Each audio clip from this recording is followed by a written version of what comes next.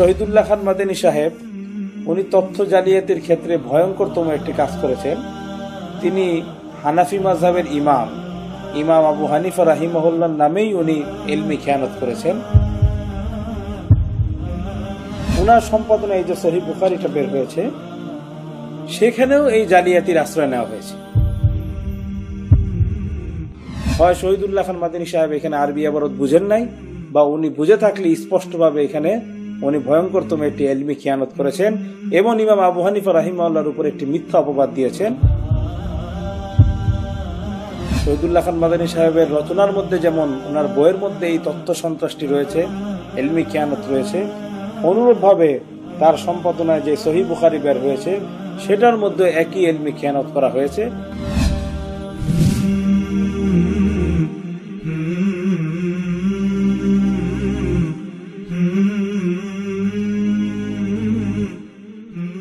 আজকে আমরা একটি গুরুত্বপূর্ণ বিষয় নিয়ে আলোচনা করতে বসেছি। বিষয়টি হলো যে আমাদের দেশের সালাফি আলেমদের মধ্যে এটি প্রবণতা আমরা লক্ষ্য করি যে তারা তাদের মাসলাক বা মাযহাব বা মত প্রচার করার ক্ষেত্রে তারা অনেক সময় ইলমি খিয়ানত তথা জালিয়াতির আশ্রয় নেয়। বিশেষ করে যাদের মতকে তারা খণ্ডন করে তাদের মতের অনুসারী কোনো আলেমের কথা দিয়ে তারা এই কাজটা বেশি করে থাকেন। বিশেষ করে হানাফি মাযহাবের অনেক এমন মাসআলা যেটাকে তারা দুর্বল সাব্যস্ত করতে গিয়ে হানাফি মাযহাবেরই বড় বড় আলেমদের নাম তাদের কিতাবের উদ্ধৃতি দিয়ে থাকেন, যাতে হানাফিরা সহজে এটা কবুল করে নেয় যে আমরা যেটার উপর আমল করছি বা যেটা এতদিন করে আসছি সেটা তো হানাফি মাযহাবের আলেমরাই খণ্ডন করে এসেছে। কিন্তু এই কাজ করতে গিয়ে তারা প্রায় জালিয়াতির এবং ইলমি খিয়ানতের আশ্রয় নেন, মিথ্যা এবং ধোঁকাবাজির আশ্রয় নেন, যেটা অনেক সময় সাধারণ মানুষরা কিতাবের মুরাজাত না থাকার কারণে অনেক সময় ধরতে পারেন না। কিন্তু বাস্তব কথা হলো আমাদের দেশের সালাফি গায়রে মুকাল্লিদ আলেমরা এই কাজটা অহরহ করে থাকেন। তারা নিজেদের মাসলাক এবং মাযহাবকে প্রচার করার জন্য প্রায় সময়ই তারা ইলমি খিয়ানত তথা জালিয়াতির আশ্রয় নিয়ে থাকেন। আজকে আমি এরকম কয়েকটি উদাহরণ পেশ করব ইনশাআল্লাহ, আল্লাহ তাআলা তৌফিক দান করুন। এই আমার সামনে একটি বই, মাসনুন সালাত ও দোয়া শিক্ষা। লেখক হলেন আবু আবদুল্লাহ মোহাম্মদ শহীদুল্লাহ খান মাদানী। এই বইটি চতুর্থ এডিশন, চতুর্থ প্রকাশ, মে 2012, কম্পিউটার কম্পোজ, প্রচ্ছদ ও মুদ্রণ, তাওহীদ পাবলিকেশনস। এই বইটার মধ্যেও অসংখ্য জায়গায় ইলমি খিয়ানত তথা জালিয়াতির আশ্রয় নেওয়া হয়েছে, শুধু নিজের মাযহাবকে, নিজের মতকে রক্ষা করার জন্য। যেমন আমাদের দেশের গায়রে মুকাল্লিদ আলেমদের সর্বসম্মতি মত হলো যে রফউল ইয়াদাইন করাটাই সুন্নত, রফউল ইয়াদাইনটাই একমাত্র সুন্নত, এবং রফউল ইয়াদাইন না করা এটা একটা খেলাফে সুন্নত আমল।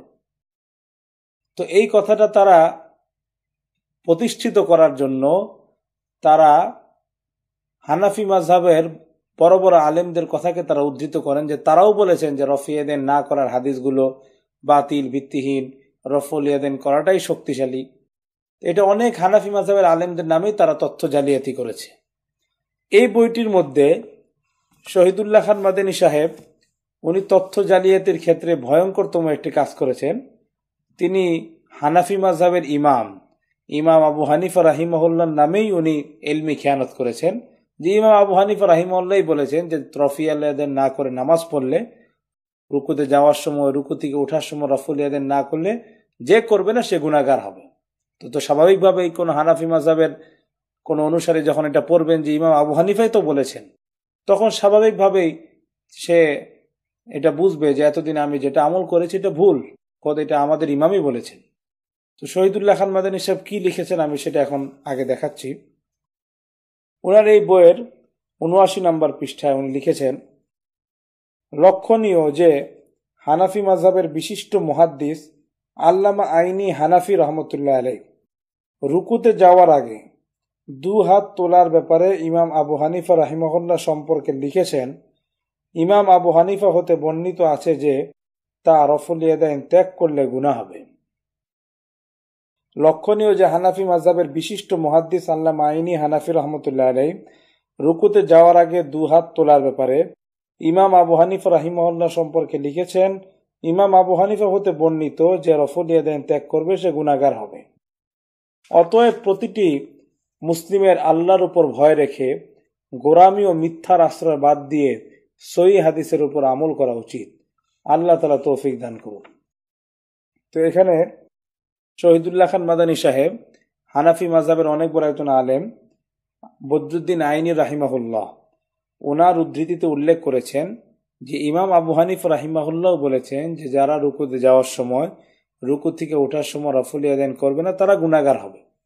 এবং উনি নিচে রেফারেন্স দিয়েছেন ওমদাতুল কারি, ওমদাতুল কারি দারুল ফিকির 5 নম্বর খণ্ড 272 নম্বর পৃষ্ঠা উনি রেফারেন্স দিয়েছেন।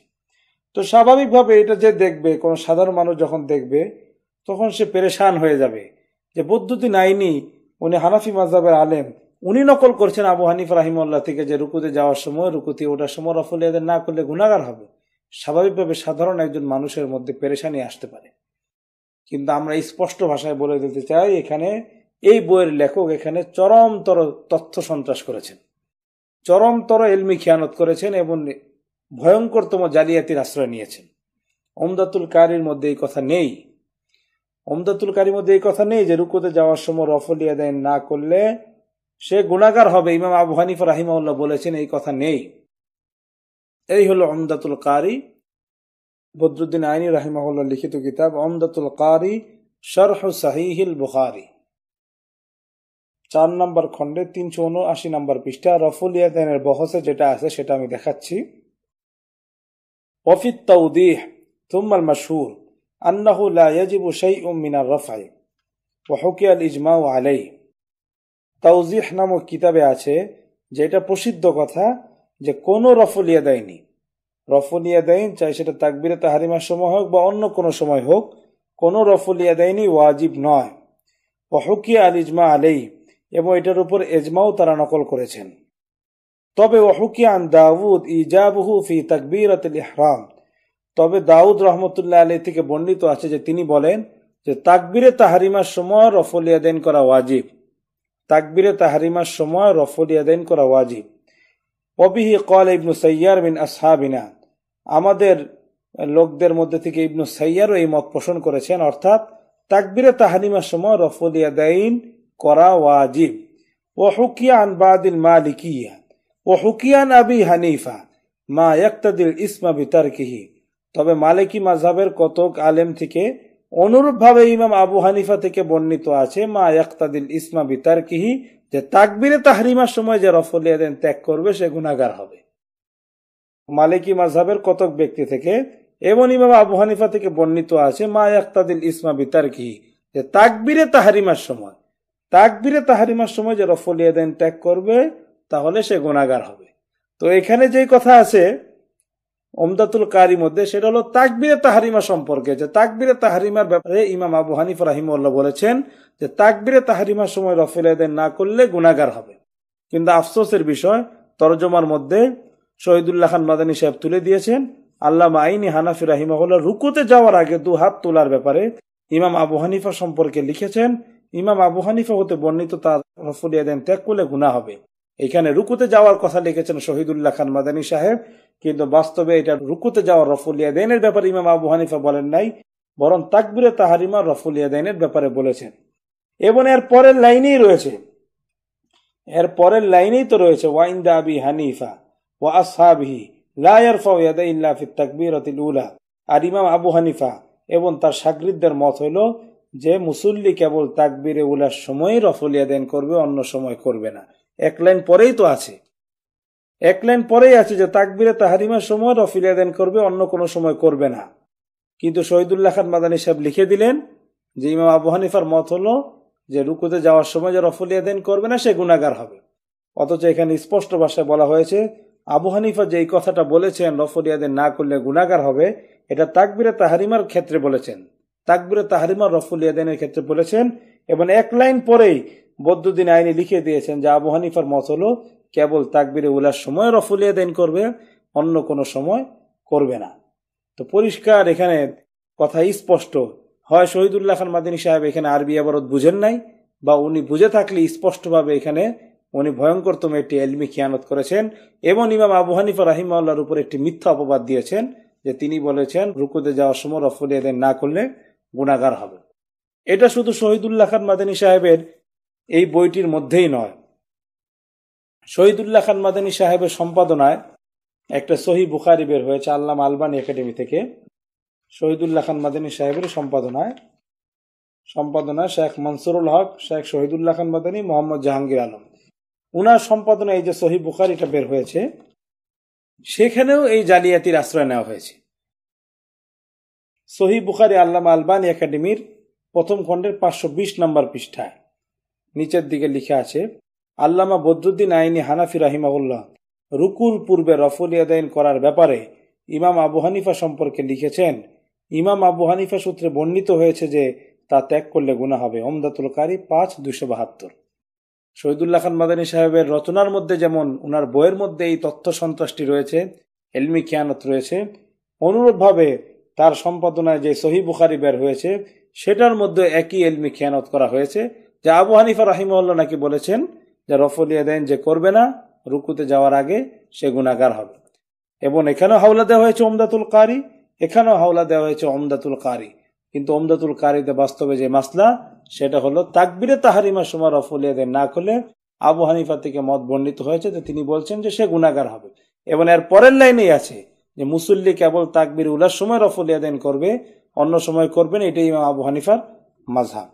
তো এখানে আফসোসের সাথে বলতে হয় যে শেখ শহীদুল্লাহ খান মাদানী সাহেবের মতো একজন আলেম থেকে এরকম একটি এলমি খিয়ানত প্রকাশিত হবে, উনি এমন একটি মিথ্যার আশ্রয় নিবে, এটা আমরা ওনার থেকে আশা করি নাই। এবং এরপরের লাইনে উনি বলছেন, অতএব প্রতিটি মুসলিমের আল্লাহর উপর ভয় রেখে গোরামি ও মিথ্যার আশ্রয় বাদ দিয়ে সহিহ হাদিসের উপর আমল করা উচিত। এই যে এই কথাটা উনি লিখলেন, আমার মনে হয় এটা ওনার নিজের জন্যই বলা উচিত যে আমাদের উচিত আল্লাহকে ভয় করে গোরামি ও মিথ্যার আশ্রয় বাদ দিয়ে সহিহ হাদিসের উপর আমল করা উচিত। আমরা সকলেই জানি এটা সহিহ হাদিসের গুরুত্বপূর্ণ শিক্ষা। মুমিন কখনো ধোঁকা দিবে না, মুমিন আমানতের খেয়ানত করবে না, লা ঈমান লিমান লা আমানাত লা। হাদিস শরীফের মধ্যে মুসনাদে আহমদের মধ্যে সহিহ ইবনে হিব্বানে বর্ণিত হয়েছে যে আল্লাহ রসুল বলছেন যে আমানত রক্ষা করে না তার ইমানদারি নেই, তার ইমান নেই। তো শহীদুল্লাহ খান মাদানী সাহেব এরকম এলমি আমানতদারি নষ্ট করবেন এটা আমরা তার থেকে আশা করি নাই। আল্লাহ তাআলা আমাদেরকে এই ধরনের এলমি খেয়ানত এবং জালিয়াতি থেকে বাঁচার তৌফিক দান করুন। আল্লাহু আল্লাহু আল্লাহ আল্লাহু আল্লাহু আল্লাহ।